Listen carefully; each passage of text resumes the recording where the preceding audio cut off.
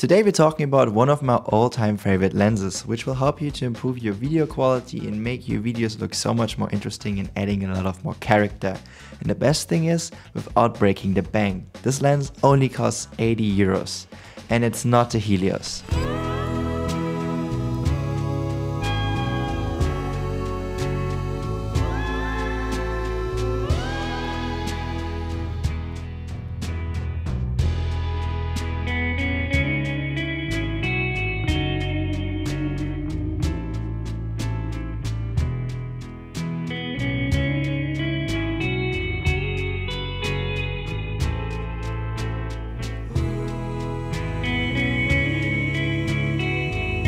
I'm talking about the Pentax Super Takumar, more specifically about the 28mm f3.5 and the 55mm f1.8. I have the 55mm f1.8 version and not the 1.4 because it's much cheaper, and with vintage lenses the f1.8 aperture is super sharp and gives you already this nice separation from the background that there is simply no need to spend the extra money on the f1.4 version. Another thing I really love about the Super Takumar lenses that most of them are able to be cine-modded, which in other words means that you can put a step-up ring in front of it, so you can use an ND filter and put a rubber ring around it, which makes it easier to manual focus by hand or even with some tools like a follow focus, which I both easily can find on Amazon for quite a cheap price. The only downside of the 28mm is, which I unfortunately just realized when I bought it, is it doesn't have a filter thread in front, so you can't use an ND filter on it, which is quite a pity.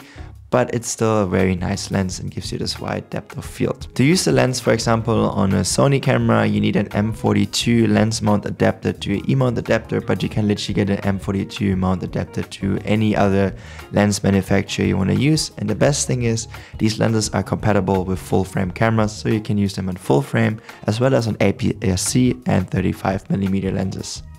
Super 35 cameras, sorry. Most of the Super Takumar lenses, as well as mine, have a super smooth focus ring, which makes it really enjoyable and nice to actually manual focus. The only downside I would say about these lenses is they're very not suited for any client work, as they have a lot of characteristics. I mean, if the client asks for it, then yes, but mostly I would not recommend because they're very soft, have a very nice creamy and dreamy feel to it, as well as this extreme swirly bokeh, which is mostly not suited for client work.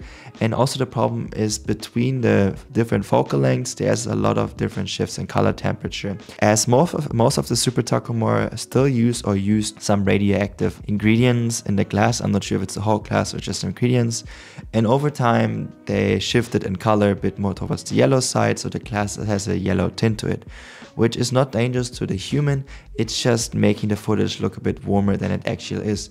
It's not a big deal because with a simple color correction and post, it's just a quick fix, but it might not be the most ideal choice for actually client work itself. Considering the affordability of the Super Takumar compared to its other competitions and the other vintage lenses on the market, and the image quality and the characteristics they offer, I have to say I absolutely adore the Super Takumar lenses. I personally believe in gear that inspires your creativity and also makes you shoot different and new things and try out new different shooting styles.